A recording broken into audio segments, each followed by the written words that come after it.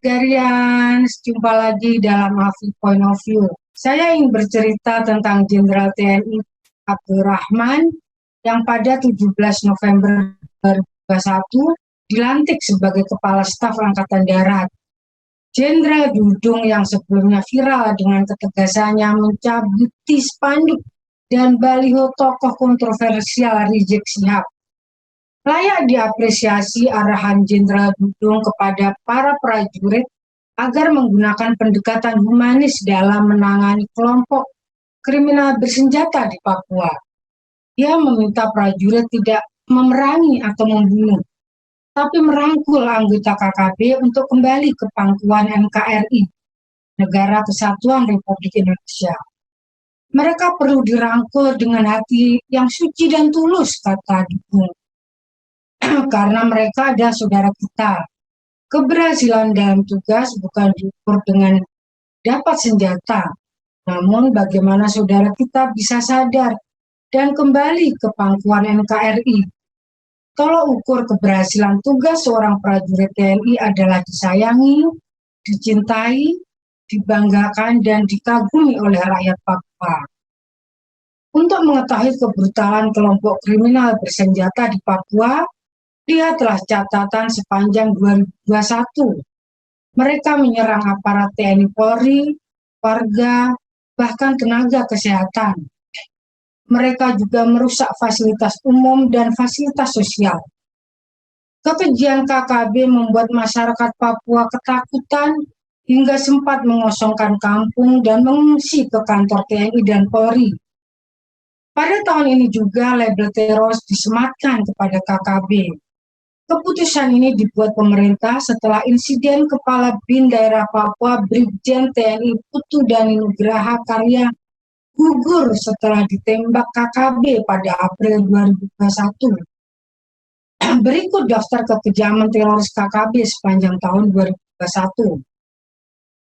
Tanggal 20 November, KKB menembak 2 anggota TNI di Yahukimu.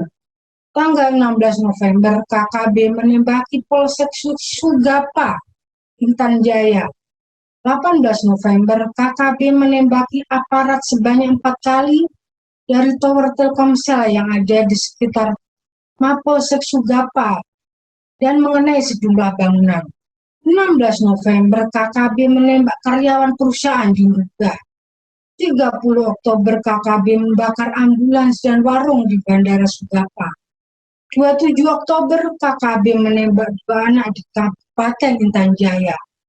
27 Oktober juga, KKB menembaki prajurit TNI di Intan Jaya.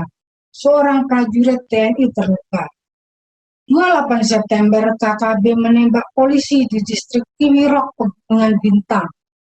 26 September, anggota Brimob gugur ditembak KKB di Kiwirok. 21 September, prajurit TNI gugur ditembak KKB saat evakuasi jenazah Suster Gabriela Melian. 13 September, KKB membantai tenaga kesehatan dan membakar puskesmas di Kiwirok.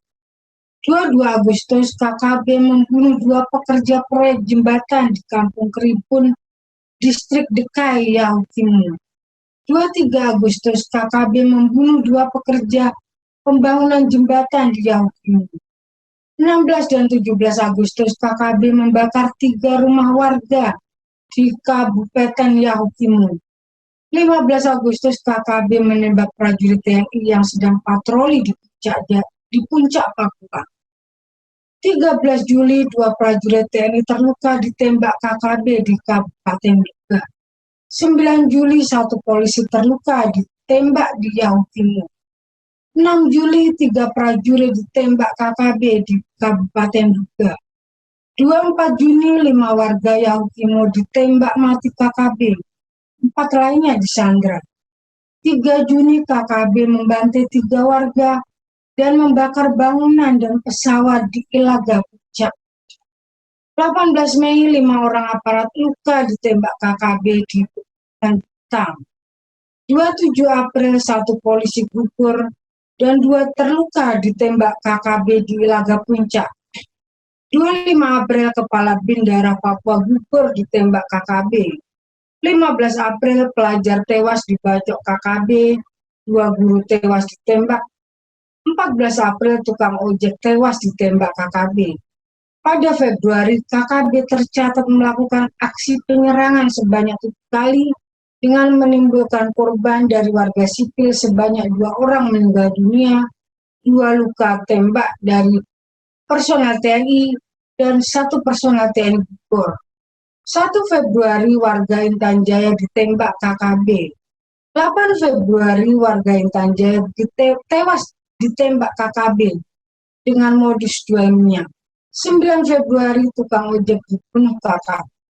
15 Februari prajurit TNI gugur ditembak KKB di Intan Jaya. 6 Januari 3 personel TNI gugur ditembak KKB. Tak ada yang ingin darah terus tumpah di Papua, tapi itulah yang terjadi. Entah sampai kapan. Walaupun Jenderal Dudung tidak memerinci secara teknis bagaimana merangkul kelompok teroris di Papua, arahannya yang humanis tersebut sekali lagi layak diapresiasi.